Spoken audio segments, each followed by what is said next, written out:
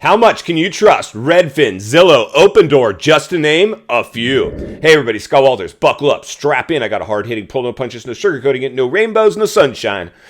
Whew. I'm just going to give it to you and give it to you straight. I got a good one to unpackage today. I laugh at myself sometimes. It's a built-in self-defense mechanism to wrap my head around what we're going to talk about today as we have an honest, transparent conversation of the health and the fitness of the U.S. economy and the U.S.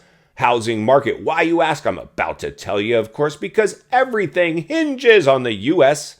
housing market. If and when we lose it, we will in fact lose everything. We'll be thrusted into a very severe recession. Unfortunately, a lot of people have no idea what we're talking about today. They're going to go along for the ride and suffer from herd mentality, be swept in to fear and panic, be fearful when others are greedy.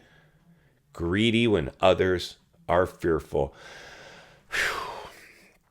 See a lot of fear. See a lot of fear starting to... These markets are displaying fear, and rightfully so. They're in a free fall. They're in trouble. They're displaying a very dangerous behavior. The biggest artificially created housing bubble due to a health crisis, stay-at-home order, lockdown of a global, not U.S., global economy, of course, is going to provide some risk. Unfortunately, millions of people drank the economic Kool-Aid and thought this new normal, this new narrative, this is the way it is now, is all evaporated and gone out the window. We're left holding the bag of a stimulus era that couldn't sustain itself. Well, everybody, not everybody, anybody at this channel possibly didn't. If you're new, subscribe right away. There's never been a more important time to get centered and surrounded with like-minded people. Iron will continue to sharpen iron.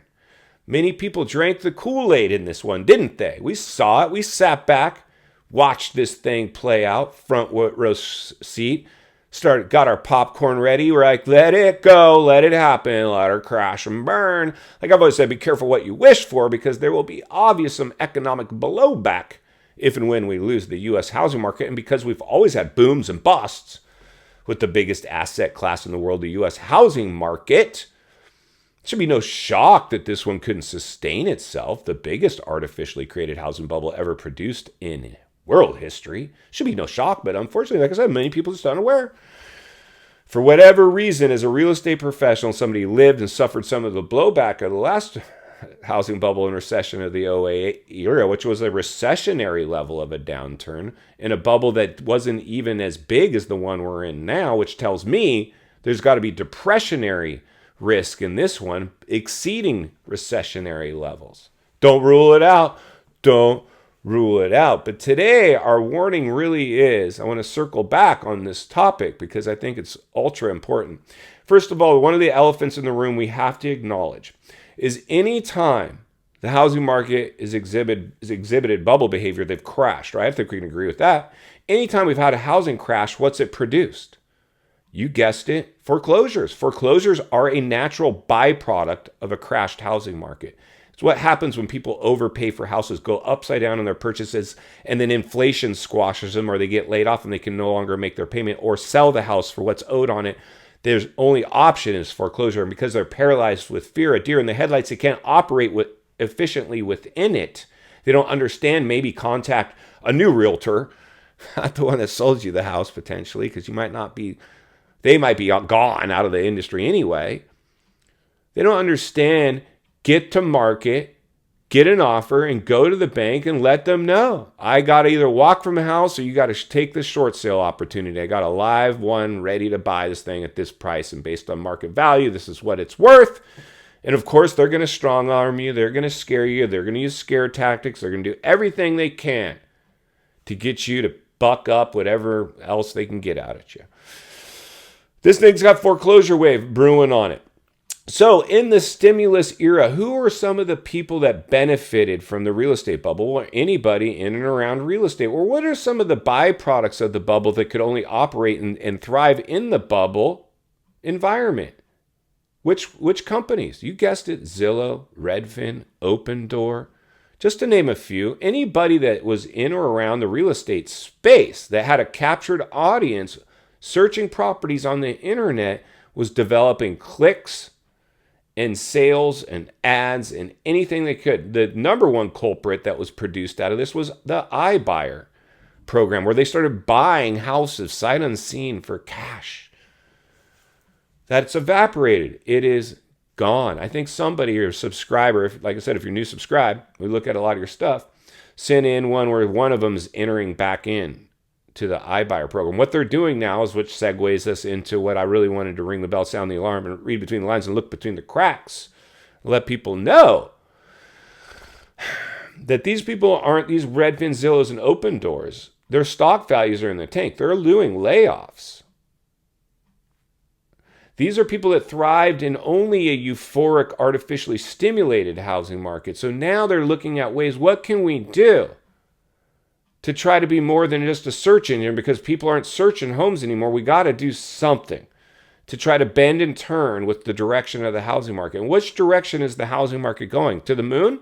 Like people told you in the height of the buying euphoria? No. It's doing the exact opposite, what I told you it would do. It's reverse course.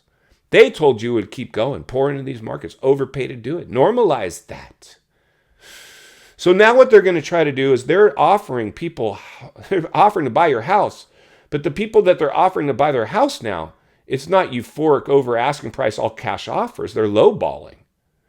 In trouble homeowners. And they're gearing up right now. And you know, we've talked about how they withhold days on market and sales history. And there's even scam ads popping up on these sites that we used to trust to keep scams away from us. People are getting scammed on all those websites as we speak. Because they used to only be able to regurgitate their listings from licensed realtors that listed it on the multiple listing service in that area and then put it on their platform. Now they're just letting people upload fake listings. Like Craigslist. They're basically Craigslist. So what we're going to see, I believe, if we're forward thinking, critical thinking, what's going to be next is they're right now withholding foreclosure listings. They're suppressing them potentially, if I had to guess. Because at some point, what they're doing is they're going to gear up and try to feature REOs, short sales, distressed sales, foreclosure listings. Click here. You can filter your result to only see those properties. And they're going to try to get in the middle of that deal. They're going to try to get in the middle and promote that and let you know, maybe even a subscription service available where you can pay to be the first one to get notified when these properties hit the market. Do you understand? Are we being forward thinking, critical thinking? Does this have a ring of truth? Does this make sense? It makes perfect sense, doesn't it? It makes perfect sense. That's what they're sitting back trying to figure out now, how they're going to capitalize on a decelerating housing market that has foreclosure risk now playing out right in front of us. Millions of Americans have no idea, clueless of what I just said right now. And they're going to suffer firsthand the byproduct, the blowback of exactly what I just talked about. They're going to be a deer in the headlights on. So these companies know this. They're smart. They're smart enough to figure it out, but they are also dumb enough to drink the economic Kool-Aid. And they grew too big. A lot of them maybe knew, maybe the top people, but I'm sure upper management had no idea. Maybe the top understood that this would in fact play out, and they've had this plan all along. I want us to be very awake right now, very, very awake, and understand what happens as we get, not what happened or what it's like now, but what's gonna happen. In final thoughts, I come to you as a friend, as a content creator. Somebody wants to see you not only win in real estate, win in life. Understanding the biggest artificially created housing bubble ever market manipulated into existence cannot, will not, and won't sustain itself. These companies that we trust, I'm not sure if we can trust them that much anymore. I believe there's a good chance they're going to try to market manipulate, withhold listings, sell subscriptions, anything they can. They're doing something behind closed doors. I'm going to continue to blow the lid off it every step of the way, because it's not only what we need, it's in fact what we deserve. If you appreciate the content, I'm going to humbly ask you to give the video a like, subscribe to the channel, leave a comment below. I would love to hear from you. Social media links in the description of this video if you'd like to contact me there, along with links to channels I've appeared on I think you might enjoy. If you need help buying or selling real estate here in America, I have the biggest network of top-rated agents in the nation, ready to assist you. It'd be our honor and our privilege to do so. Email in the description for you as well. Also, if you're watching from your television set today and you enjoyed this video, I think you're going to love the next video on your screen. And there's an easy subscribe icon for your convenience. As always, thank you for your time. Please go make it count today. We will see you on the next video.